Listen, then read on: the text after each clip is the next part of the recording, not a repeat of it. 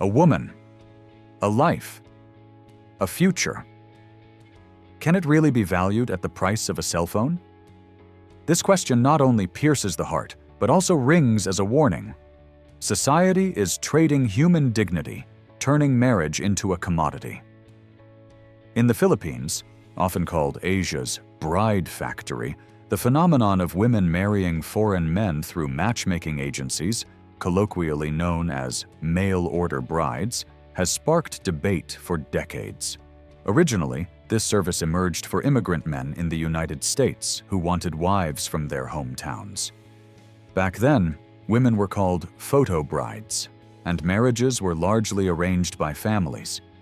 Over time, however, this industry grew into a global professional system with sophisticated procedures.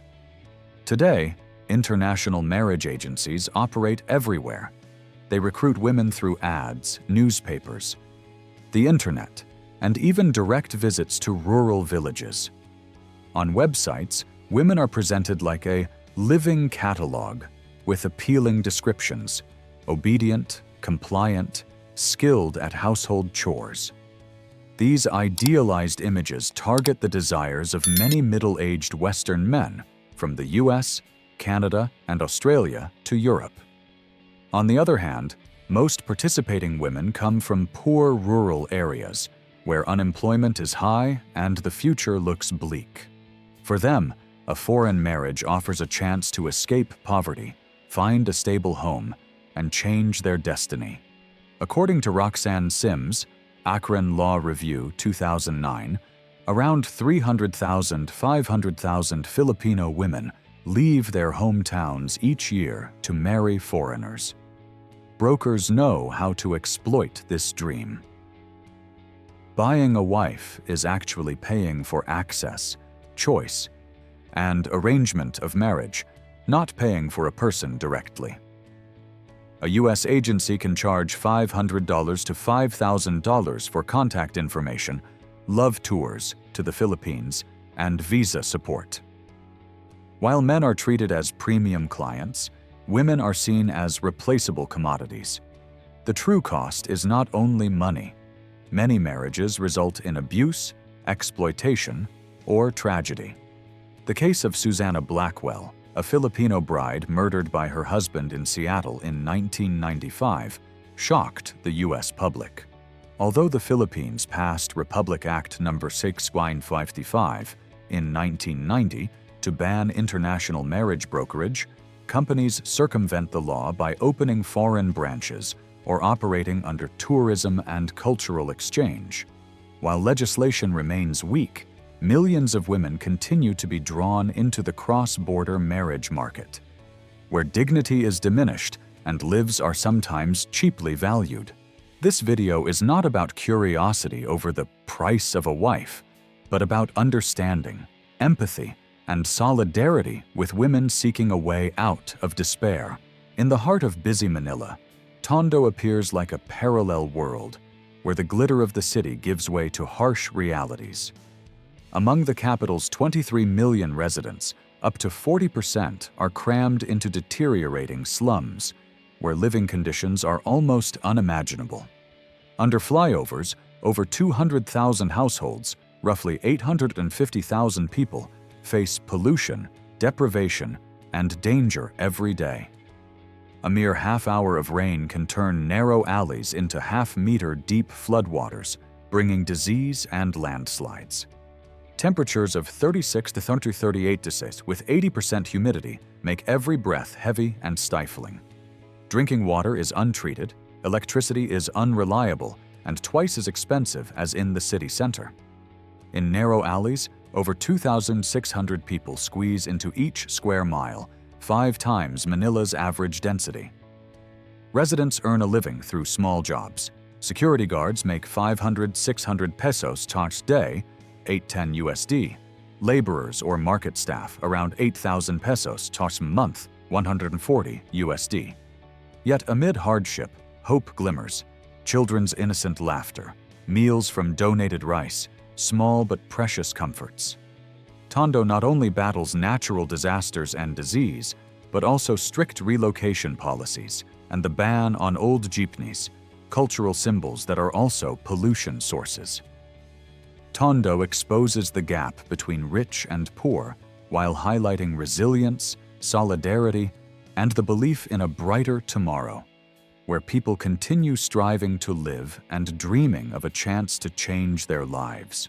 Hidden deep within the rugged mountains of Mountain Province, northern Philippines, the small town of Sagada holds a burial tradition that astonishes the world. Coffins suspended high on sheer cliffs. For centuries, the Kanangkan people, an indigenous community living in harmony with the mountains, did not bury their dead in the usual way. They placed bodies in small wooden coffins, hanging them on cliffs or setting them deep inside cold caves. Why? The closer the dead are to the sky, the easier their souls can ascend, welcomed by ancestors and spirits.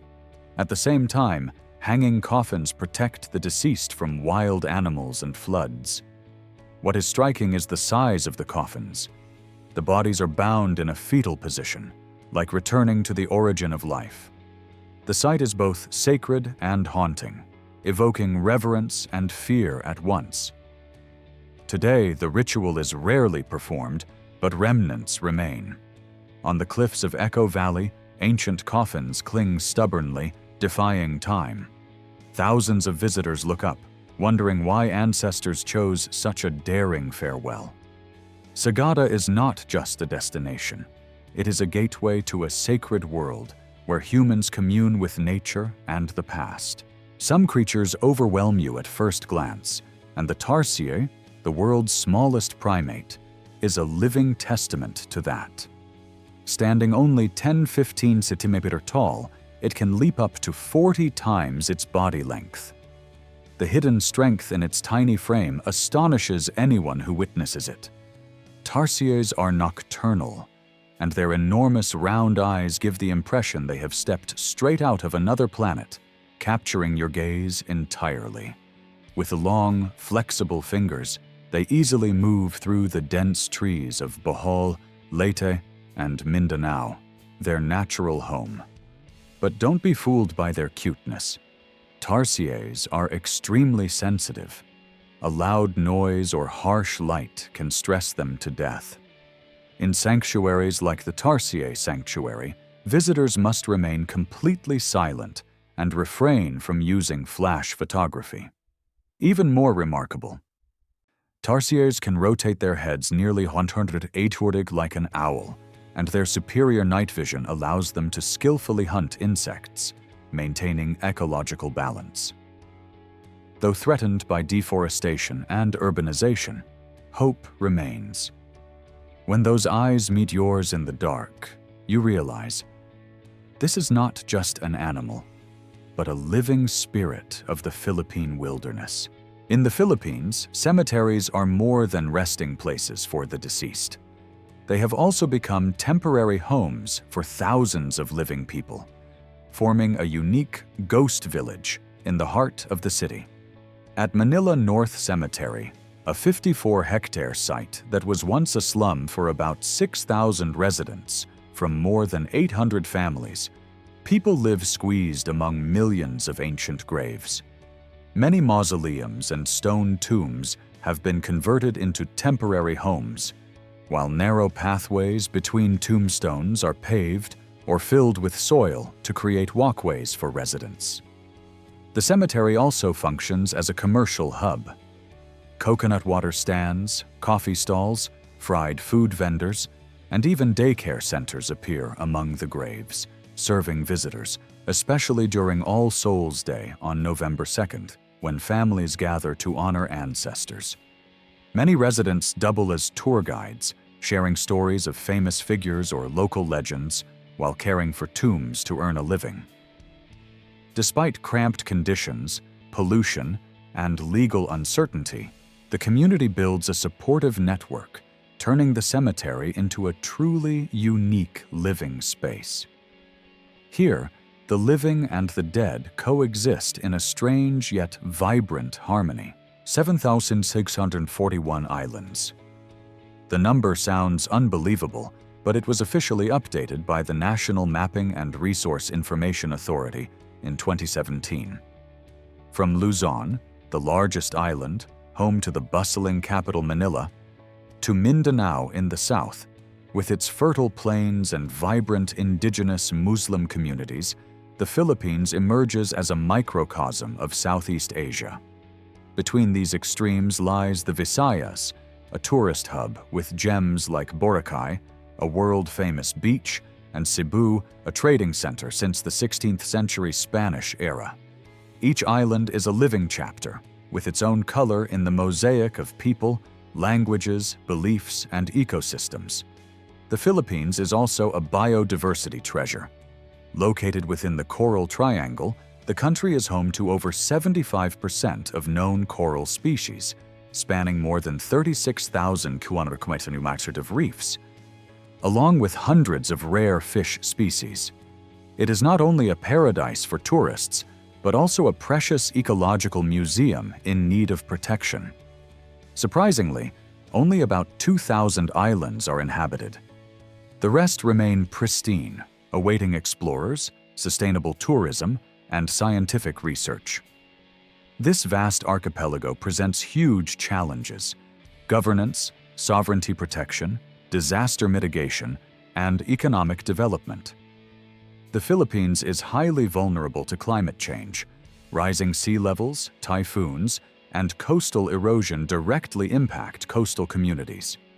Strategically located between the South China Sea and the Pacific Ocean, influenced by Spain, the US, China, and Islamic culture, with over 175 languages, each island is a vibrant piece of the multi-layered tapestry that makes up the Philippines. If there is a place on Earth where every step could bring you face-to-face with an unknown species, it is the Philippines. The nation is not just a tropical archipelago, but also an ecological treasure, where the number of endemic and rare species surpasses many larger countries. According to the International Union for Conservation of Nature, IUCN, and Conservation International, CI, the Philippines is among 17 countries with extremely high biodiversity, boasting at least 5,000 native plant species and an astonishing level of endemism.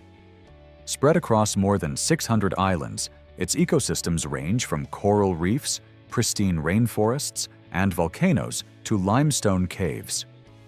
The country is home to over 52,000 species, nearly 50% of which are endemic. On Luzon alone, there are more than 50 endemic mammals, while Muro Forest shelters the rare tamaraw, with only a few hundred individuals remaining. Under the ocean, the Philippines lies within the Coral Triangle, hosting over 75% of the world's coral species and more than 2,000 fish species. The Tubataha Reefs, a UNESCO World Heritage Site, exemplify the majestic beauty of the sea. Many species evolved in isolation for millions of years due to the archipelago's 7,000-plus islands. Yet this biological paradise is under threat. Deforestation, illegal hunting, agricultural conversion, and climate change push many species toward extinction. Sensitive coral reefs are severely affected by global warming. The Philippines is more than a tourist destination. It is a living testament to the wonder and fragility of nature, where humans and wildlife coexist in a unique, challenging ecosystem.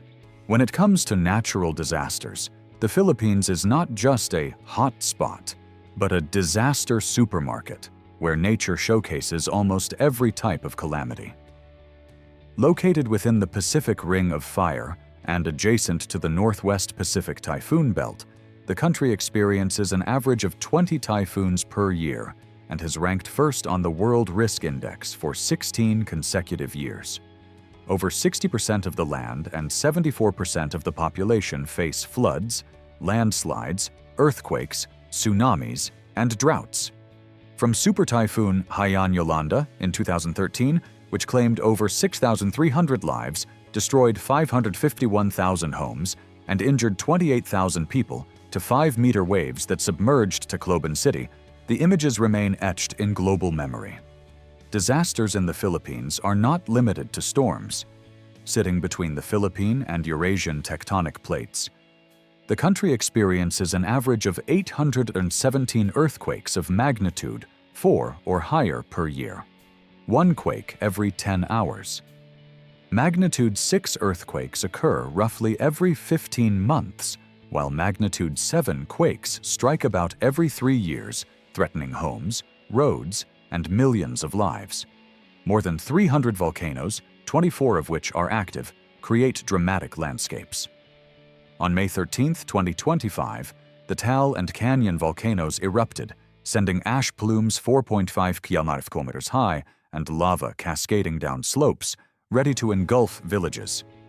From ground-swallowing earthquakes to towering ash clouds, the Philippines is a vivid testament to the unstoppable and fierce power of nature, where humans constantly face extreme survival challenges. Every year, during Holy Week, the streets of Pampanga, Laguna, and even central Manila resonate with chilling sounds, whips striking flesh, groans mingling with silent prayers. This is not a performance, but a penitential ritual, one of the most intense and controversial religious practices in the Philippines. Under the scorching sun, devotees, mostly men, walk barefoot on hot ground, covering their faces and rhythmically whipping their backs until blood soaks their shirts. Some carry heavy crosses on their shoulders.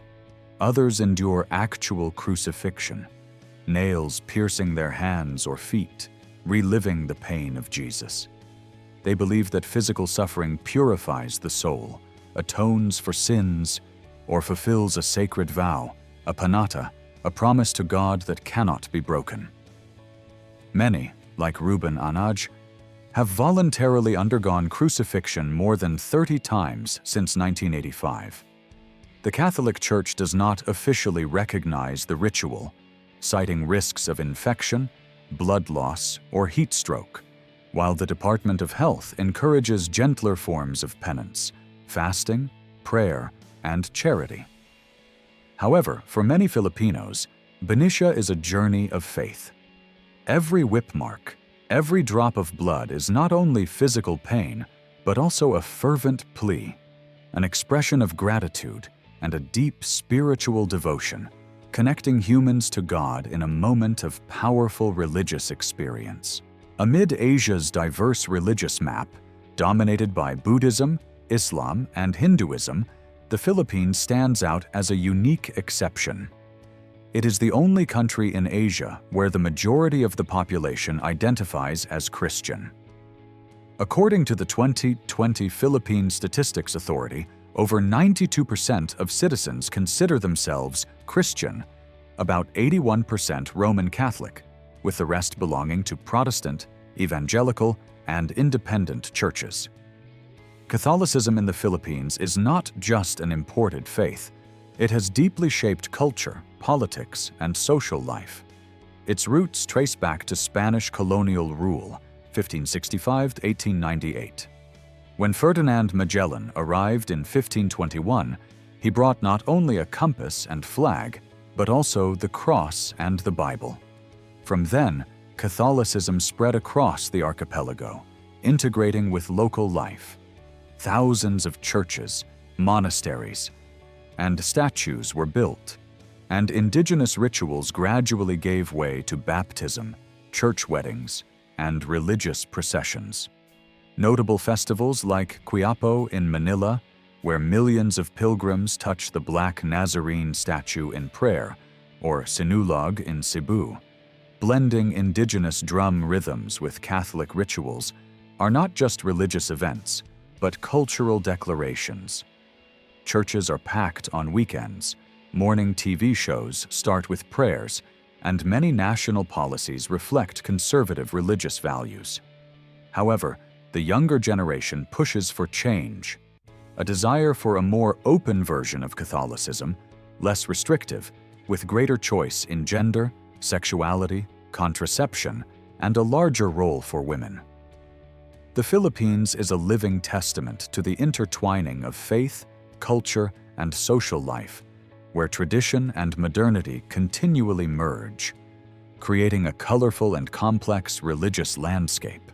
When thinking of Valentine's Day, many imagine roses, chocolates, or romantic confessions in upscale restaurants. But in the Philippines, Valentine's carries a deeper, unique meaning. Mass weddings. These events are not only romantic gestures, but also social rituals, imbued with religious, cultural, and humanitarian significance. Every February 14th, thousands of couples, from cities to rural areas, gather at community centers, plazas, churches, or town halls to exchange vows before priests, mayors, or local officials. Some ceremonies unite over 1,000 couples at once. Each bride and groom wears traditional attire, holds a bouquet, and shares their first legal kiss amid music, rituals, prayers, and the applause of the crowd. Behind the romantic scenes lies a practical reality. Many couples live together but cannot afford individual weddings. Mass weddings provide a way to transform civil partnerships into marriages recognized by law and religion, securing rights, property, and children. Many local governments cover all costs, from registration and attire to photography and simple receptions. These events are not only ceremonial, but also expressions of community spirit and religious devotion. Cities like Manila, Quezon, Davao, and Cebu host grand celebrations with support from NGOs, sponsors, and performers. Some even include romantic couple contests, raffles, and gifts for disadvantaged participants. Mass weddings are more than declarations of love. They are proof of family values, loyalty, and community strength, where love and faith merge into a living, vibrant ritual. The Philippines has long been known as one of the most corrupt countries in the world, scoring only 33 out of 100 on Transparency International's Corruption Perceptions Index, placing it among the 3 lowest-ranked nations globally. Corruption is not limited to local levels. It penetrates deep into central government agencies. Former President Duterte openly called it a systemic problem, one that can only be solved through a complete overhaul of the system. A notorious scandal at the Bureau of Immigration involving noodles and bribes sparked public outrage. High-ranking officials were accused of accepting tens of thousands of pesos to allow travelers entry without background checks, with up to 90% of immigration staff implicated. During the COVID-19 pandemic, several former directors of the Philippine Health Insurance Corporation were accused of embezzling billions of pesos from medical equipment contracts, exacerbating the health crisis and eroding public trust. Corruption not only drains the national budget, but also hampers investment in education, healthcare, and infrastructure, keeping poverty rates high. Only when the public sector becomes more transparent and disciplined can the Philippines unlock its potential, improve citizens' lives, and move toward sustainable development. The Philippine national flag holds a little-known secret. When flown upside down, the country quietly declares a state of war. The flag, simple in design with 2 horizontal stripes, blue and red, a yellow sun, and 3 stars, carries a profoundly powerful message. In peacetime, the blue stripe symbolizes peace and justice. When war breaks out, the red stripe is raised above, representing patriotism, sacrifice, and the determination to defend the nation. This tradition was established by the first president, Emilio Aguinaldo, in the early 20th century. Since then, whenever the red stripe flies on top, citizens know the country faces its harshest challenges. From uprisings against Spain, conflicts with the United States, to Japanese occupation. The sun, with its 8 rays, represents the first 8 provinces to rise against colonial rule, while the 3 stars stand for Luzon, Visayas, and Mindanao, united under a common ideal. Even today, during conflicts, people only need to look at the flag. If the red stripe is on top, they understand that courage and resilience are being called upon once again. This makes the Philippine flag one of the most unique in the world, not only in form, but in the way it conveys history and an unyielding spirit without words. In the world of hamburgers, fries, and soda, there is an Asian brand that even McDonald's has to respect on its own turf: Jollibee. The story began in 1975, when young Filipino-Chinese entrepreneur Tony Tan Kak Tiong and his family opened a small ice cream shop called Magnolia in Quezon City, Manila. From a modest ice cream store, Jollibee grew into the largest fast food chain in the Philippines, with over 1,000 domestic branches and hundreds internationally, from North America and the Middle East to Europe. The Jollibee name officially debuted in 1978, replacing the original Jibe, featuring a friendly red bee mascot. The mascot is not only a marketing symbol, but also evokes childhood memories, birthday parties, the first burger, and joyful family moments. What sets Jollibee apart is its clever fusion of American cuisine with Filipino flavors: sweet-style spaghetti with red sausage, crispy fried chicken with savory sauce, and beef burgers topped with pineapple. The taste is both familiar and uniquely local, making Filipinos feel right at home. Jollibee's success surpasses McDonald's even in its home market, becoming the most beloved brand in Asia. In New York or Los Angeles, long lines form whenever a new branch opens, proving its global appeal. Jollibee is more than fast food. It is the story of a local company touching hearts, preserving national identity, and spreading Filipino culture around the world.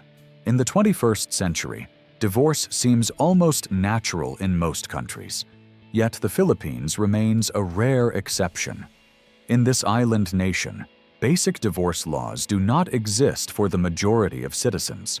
Couples seeking to separate cannot simply go their own way. They have only two options: legal separation, which leaves them married on paper, or annulment, a complicated, costly process that takes far longer than ordinary divorce. This law has existed for over 70 years, deeply influenced by Catholicism and the Spanish colonial legal system. Today, the Philippines is the only UN member country that does not recognize divorce, except for a small group of Muslims who are allowed to divorce under separate regulations.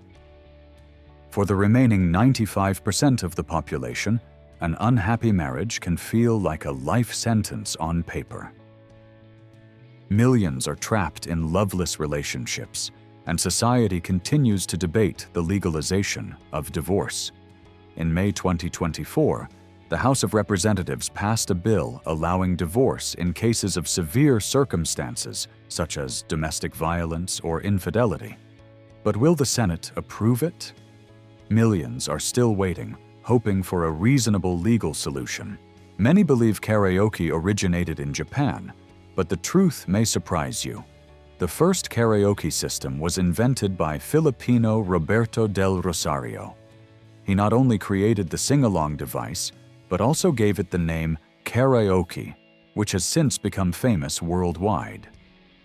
In the Philippines, karaoke is more than an invention. It is a way of life. Singing fills every corner, from roadside stalls, tricycles weaving through streets, to backyards of small homes. Filipinos sing when happy, sad, or simply to relieve stress. It is estimated that 90% of households own at least one karaoke machine. As night falls, love songs echo through neighborhoods, from small bars and fine restaurants to second-floor balconies. Spontaneous singing competitions flourish in the streets, where anyone can grab a microphone and shine. Many international stars, such as Charisse Pempenko and Arnel Pineda, lead singer of Journey, began on these humble stages.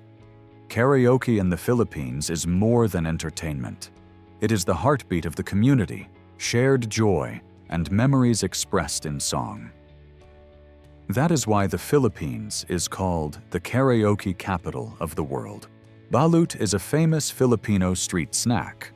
It is made from fertilized duck eggs, incubated for about 17–18 days until the embryo develops, encased in a thin white membrane, hence the name balut sa puti.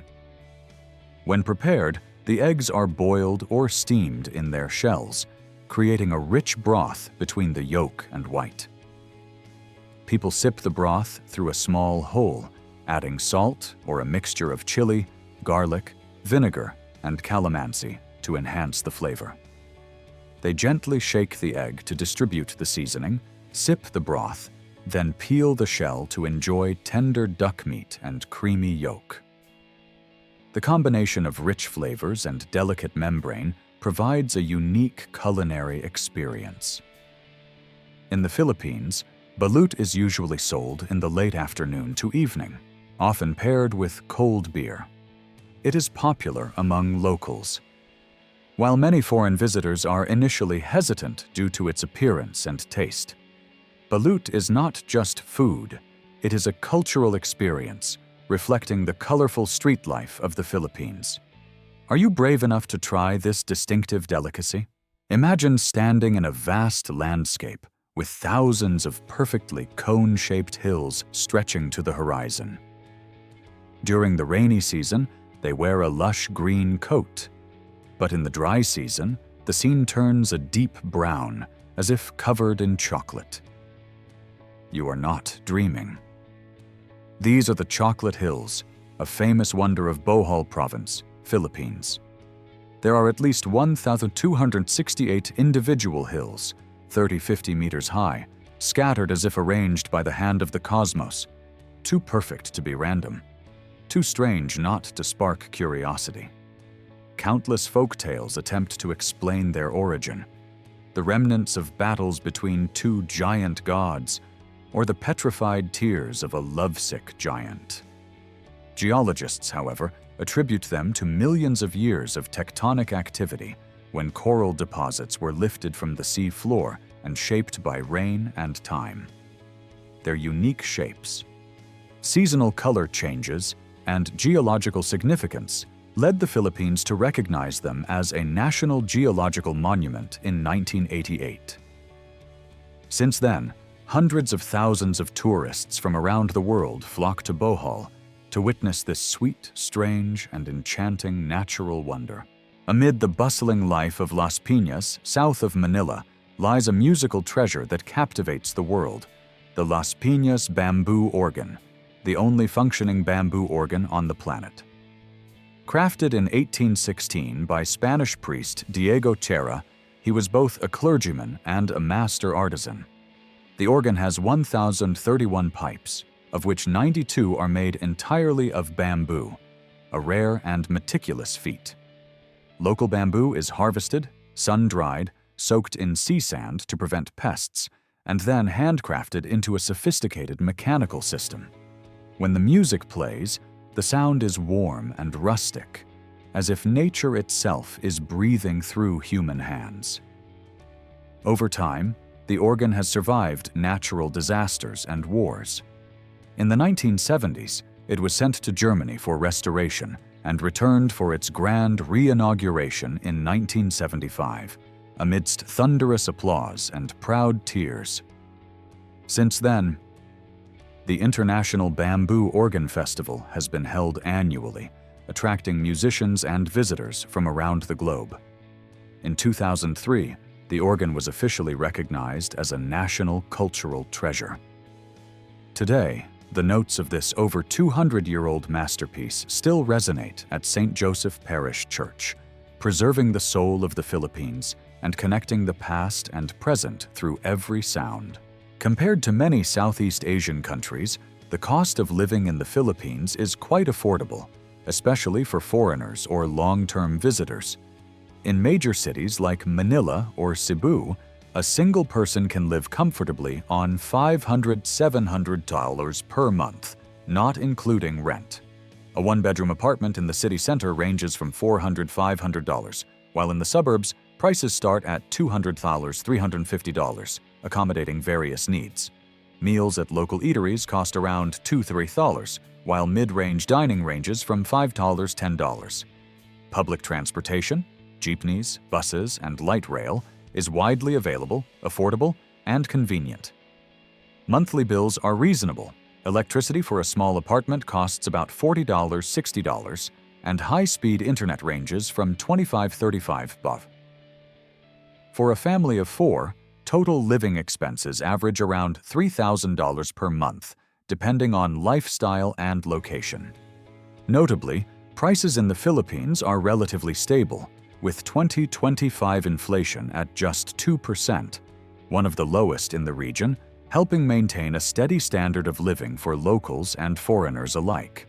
Beyond affordability, the tropical climate and friendly people make the Philippines an ideal destination not only for tourism, but also for long-term living and work. The combination of reasonable living costs and a vibrant lifestyle makes the archipelago an attractive choice for many around the world. So we've explored the fascinating aspects of the Philippines. Which detail impressed you the most? If you have unique experiences or insights, share them below. Don't forget to like, subscribe, and hit the notification bell so you won't miss the next adventure. Note: all information in this video is for reference only. Be sure to research carefully before making any decisions. See you on the next journey.